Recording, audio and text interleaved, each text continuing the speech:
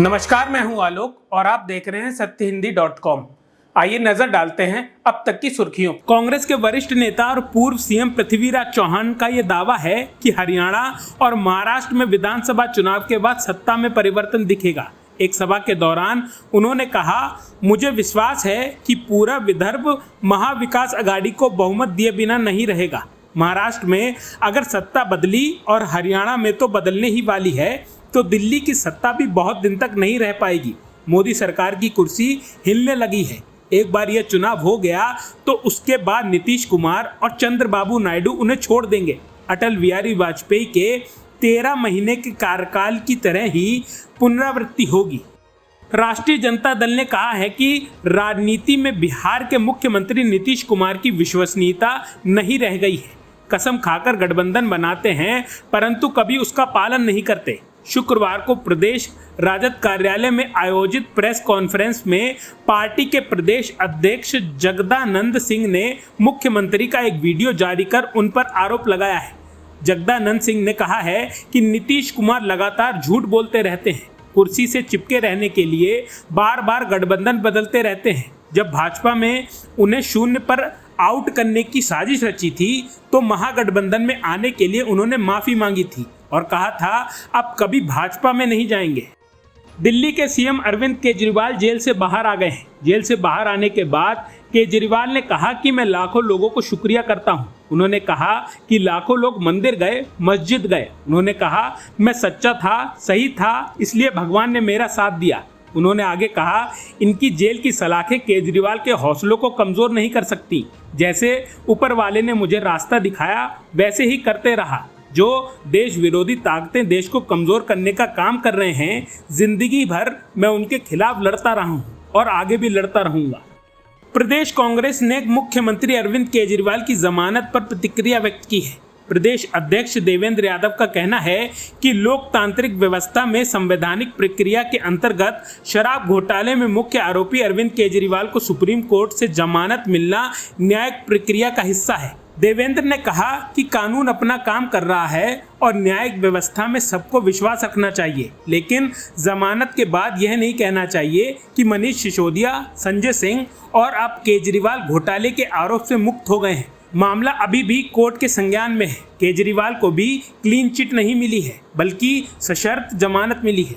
Samajwadi party के राष्ट्रीय अध्यक्ष अखिलेश यादव ने दिल्ली के मुख्यमंत्री और आम आदमी पार्टी के संयोजक अरविंद केजरीवाल की जमानत पर प्रतिक्रिया दी है। अखिलेश ने लिखा, दिल्ली के लोकप्रिय व जन कल्याणकारी मुख्यमंत्री अरविंद केजरीवाल की जमानत संविधान की जीत है। संविधान विरोधी ही संविधान का दुरुपयोग करते हैं। न्याय के दरवाजों पर दी गई दस्तक हमेशा सुनी जाती है।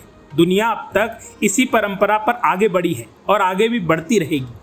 वित्त मंत्री निर्मला सीतारमण के एक वीडियो लीक के बाद हंगामा मच गया है। दरअसल यह वीडियो लीक एक रेस्टोरेंट के मालिक द्वारा निर्मला सीतारमण से माफी मांगे जाने को लेकर है। माफी भी किस लिए? सिर्फ सवाल पूछने के लिए, वह भी जीएसटी के कथित अंतर्विरोधों पर था। यह लीक हुआ वीडियो वायरल हो गया है। कांग्रेस ने इसको मुद्दा बना दिया है और प्रेस कॉन्फ्रेंस कर दी है। बीजेपी नेता अब पार्टी की तरफ से माफी मांग रहे हैं और सोशल मीडिया निर्मला सीतारमण और बीजेपी पर घमंड में होने का आरोप लगा रही है। फिल्म अभिनेत्री और बीजेपी सांसद कंगना रनौत की मुश्किलें बढ़ सकती हैं। आगरा कोर्ट में कंगना रनौत के विरुद्ध राष्ट्रद्रोह और राष्ट्र अपमान को लेकर आगरा न्यायालय में वाद दायर किया गया है, जिसमें 17 सितंबर को वादी अधिवक्ता के बयान दर्ज होंगे।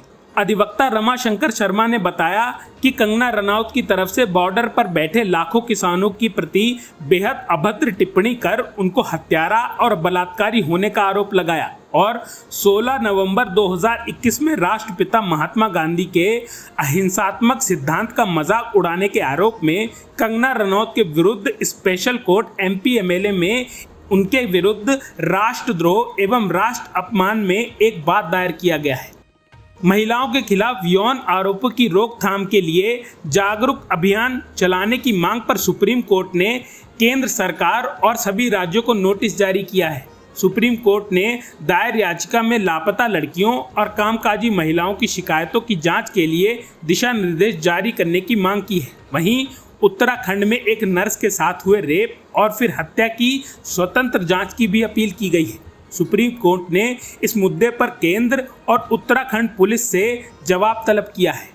जम्मू कश्मीर के कठुआ के अंतर्गत खंडारा इलाके में सर्च ऑपरेशन के दौरान जवानों ने 2 आतंकवादियों को ढेर कर दिया। भारतीय सेना के राइजिंग स्टार कॉर्प्स ने इसने अपने आधिकारिक एक्स हैंडल से जानकारी देते हुए बताया कि खंडारा में चल रहे ऑपरेशन में 2 आतंकवादियों को मार गिराया है। फिलहाल अभियान जारी है।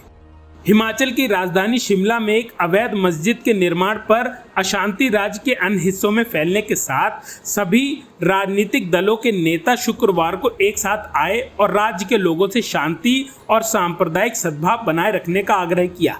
सर्वदलीय बैठक की अध्यक्षता मुख्यमंत्री सुखविंदर सिंह सुक्खू ने की। सीएम ने कहा कि अशांति से संबंधित सभी मुद्दों पर चर्चा की गई है और सभी दलों ने संयुक्त रूप से एक बयान जारी किया है जिसमें हिमाचल के लोगों से शांति और सांप्रदायिक सौहार्द बनाए रखने का आग्रह किया गया है, जिसके लिए राज्य जाना जाता है।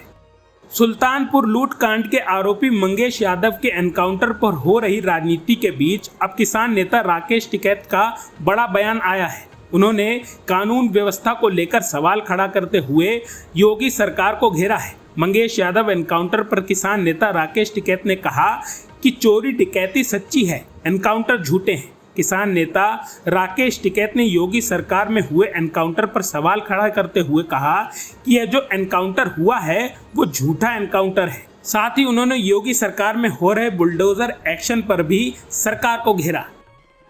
कोलकाता के आर.जी. कर कॉलेज और अस्पताल में पिछले महीने ट्रेनी डॉक्टर से रेप और मर्डर मामले पर केंद्रीय मंत्री शांतनु ठाकुर ने राष्ट्रपति द्रौपदी मुर्मू को चिट्ठी भेजी है। केंद्रीय मंत्री बोले, कोलकाता में जो हुआ वह नियंत्रण से बाहर है। अगर राष्ट्रपति और पश्चिम बंगाल के राज्यपाल ने हस्तक्षेप नहीं किया तो नागरिकों की ओर से हिंसा हो सकती है। पश्चिम बंगाल की मुख्यमंत्री को इस्तीफा दे देना चाहिए क्योंकि 60 दिन से ज़्यादा हो चुके हैं और वे इस घटना के दोषियों के खिलाफ कार्रवाई करने में विफल रही हैं।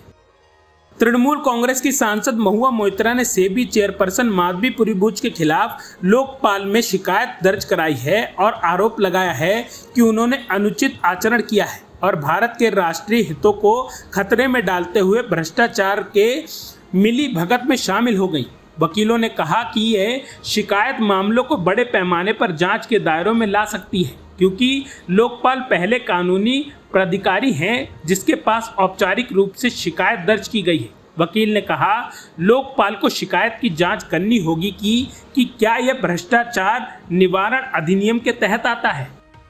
केंद्रीय गृह मंत्री अमित शाह ने शुक्रवार को ऐलान किया कि अंडमान और निकोबार द्वीप समूह की राजधानी पोर्ट ब्लेयर का नाम बदलकर श्री विजयपुरम कर दिया गया है। अमित शाह ने सोशल मीडिया प्लेटफॉर्म एक्स पर लिखा, देश को गुलामी के सभी प्रतीकों से मुक्ति दिलाने के प्रधानमंत्री नरेंद्र मोदी के संकल्प से प्रेरित होकर आज गृह मंत्रालय ने पोर्ट ब्लेयर का नाम श्री विजयपुरम करने का फैसला किया है। श्री विजयपुरम नाम हमारे स्वाधीनता के संघर्ष और इसमें अंडमान और निकोबार के योगदान को दर्शाता है।